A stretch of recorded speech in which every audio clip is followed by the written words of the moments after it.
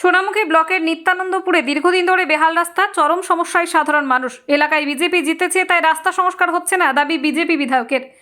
সোনামুখী ব্লকের রাধামোহনপুর গ্রাম পঞ্চায়েতের নিত্যানন্দপুর গ্রাম। এই গ্রামের নিত্যানন্দপুর মিনি মার্কেট সংলগ্ন এলাকা থেকে দামোদর নদী পর্যন্ত প্রায় 1.5 কিলোমিটার রাস্তা দীর্ঘদিন ধরে বেহাল হয়ে পড়ে রয়েছে, যার মধ্যে কিছুটা অংশ ঢালাই হয়েছে।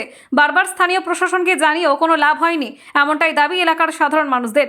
জীবনের ঝুঁকি নিয়ে প্রতিনিয়ত রাস্তায় যাতায়াত করতে হচ্ছে স্কুল পড়ুয়া সহ এলাকার সাধারণ মানুষদের। রাস্তায় তৈরি হয়েছে বড় বড় গর্ত, একটু বৃষ্টি হলেই সেই গর্ত জলে পরিপূর্ণ হয়ে যাচ্ছে, যে কোনো মুহূর্তে ঘটে যেতে পারে বড়সড় দুর্ঘটনা। তাই দ্রুত এই রাস্তা সংস্কার করা হোক, দাবি তুলেছেন এলাকার মানুষ। এই রাস্তা দিয়ে প্রতিদিন কয়েক হাজার সাধারণ মানুষ যাতায়াত করে থাকেন। এখন কবে রাস্তা সংস্কার হয় সেই দিকে তাকিয়ে রয়েছেন সকলে। অক্ষয় সরকার নামে এক স্থানীয় বাসিন্দা জানান, বারবার স্থানীয় প্রশাসনকে জানানো হয়েছে, কিন্তু তারপরেও রাস্তা সংস্কারের কোনো রকম উদ্যোগ নেওয়া হচ্ছে না। রাস্তা এতটাই বেহাল হয়ে পড়েছে যে যাতায়াতের ক্ষেত্রে চরম সমস্যায় পড়তে হচ্ছে। তাই প্রশাসনের কাছে অনুরোধ, দ্রুত এই রাস্তা সংস্কার করা হোক। বিজেপির অবশ্য দাবি, এই এলাকায় বারবার বিজেপি জয়লাভ করছে, তাই তৃণমূল এই রাস্তা সংস্কারের বিষয়ে কোনো রকম উদ্যোগ গ্রহণ করছে না। এই বিষয়ে সোনামুখী বিধানসভার বিজেপি বিধায়ক দিবাকর ঘরামি জানান, এই রাস্তাটি তৃণমূলের পঞ্চায়েত সমিতি, তৃণমূলের পঞ্চায়েত ও জেলা পরিষদ সংস্কার করার উদ্যোগ নিচ্ছে না। তার একটাই কারণ, এই এলাকায় 2-3টে যে বুথগুলি রয়েছে, নির্বাচন এলে বিজেপি এগিয়ে থাকে, তাই তৃণমূল এই রাস্তা করার উদ্যোগ নিচ্ছে না। এছাড়াও তিনি বলেন, তৃণমূলের এই নোংরা রাজনীতিকে ধিক্কার জানাই। সোনামুখী ব্লকের পঞ্চায়েত সমিতির সভাপতি কুশল বন্দ্যোপাধ্যায় অবশ্য বেহাল রাস্তার কথা স্বীকার করে নেন, তবে দ্রুত এই রাস্তা সংস্কার করা হবে বলে জানান তিনি। এছাড়াও তিনি বিজেপির দাবি উড়িয়ে দিয়ে বলেন, এলাকায় বিজেপির বিধায়ক রয়েছে, সাংসদ রয়েছে, ওনারা নিজেদের ফান্ড থেকে রাস্তাটা করিয়ে নিক। এমএলএ বছরে 60 লক্ষ টাকা পাচ্ছেন, সাংসদ বছরে 5 কোটি টাকা পাচ্ছেন, তারা রাস্তাটি করুক, দৃষ্টান্ত স্থাপন করুক। ওনাদের শুধু সোলার লাইটের দিকেই ঝোঁক বেশি।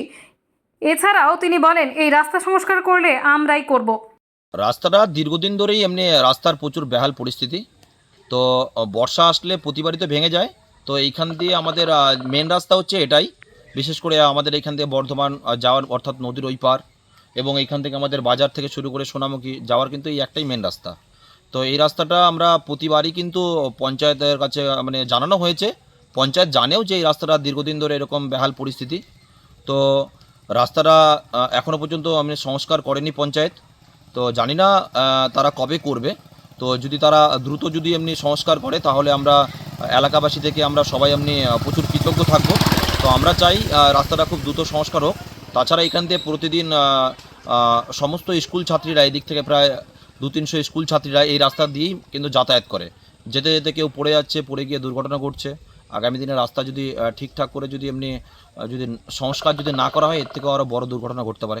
কি চাইছেন আপনারা এখন? আমরা চাইছি রাস্তাটা যাতে দ্রুত মানে সংস্কার হয়, যাতে খুব তাড়াতাড়ি যাতে রাস্তাটা ঠিক হয়, যাতে মানুষের যাওয়ার জন্য যাতে উপযুক্ত হয়, এইটুকুই চাইছি। আপনার নাম? অক্ষয় সরকার। ওটা ঠিকই বলেছেন আপনি।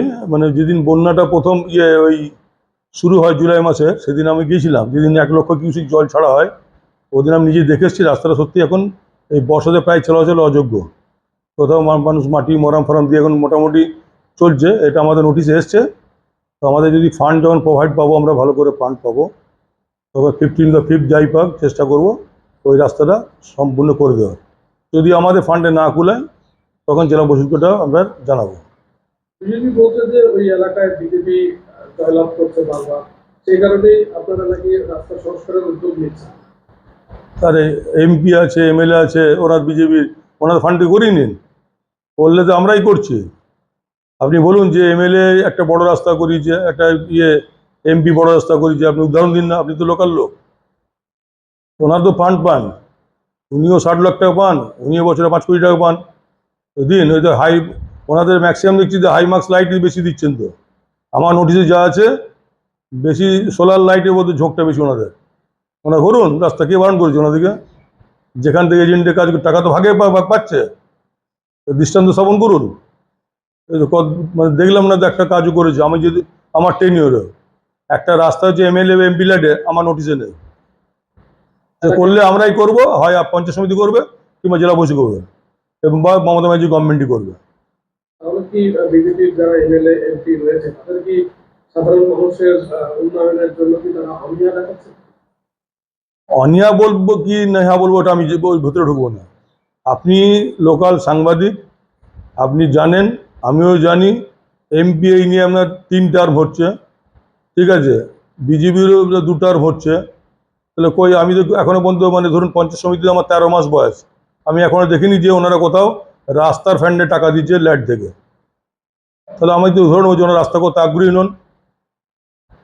সেটা করলে পঞ্চায়েত সমিতি বা জেলা পরিষদ বা আমাদের মুখ্যমন্ত্রী করবেন। দ্রুত কি রাস্তার সমস্যা হবে? ধরুন ফান্ড প্রোভাইড করলে, এলাকার ডিমান্ড আছে, আমরা নিশ্চয়ই এটা করার জন্য মানে ব্লক প্রশাসন বা পঞ্চায়েত সমিতি উদ্যোগী হবে।